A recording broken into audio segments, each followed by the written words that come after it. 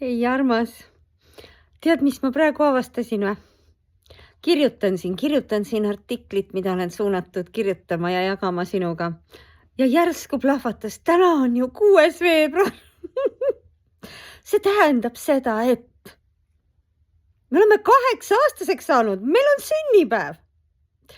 8 aastat tagasi, hommikul kell 6, 6. veebruaril kanaldasin ma Elulooja veebikogukonna.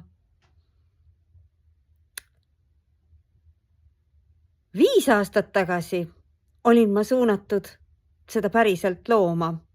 Tänaseks siis 5 aastat ja jaanuar, veebruar, 4 kuud. Tagasi oli see, kui ma ostsin selle domeeni elulooja.ee ja alustasin kodulehe ehitamist, ehk siis meie kogukonnaleht on saanud 5-aastaseks täna. Jaa. Nii on. Palju õnne sulle, kes sa oled meieni juhatatud ja palju õnne meile, kes me oleme seda tööd teinud. Vot seda tahtsingi sinuga jagada praegu.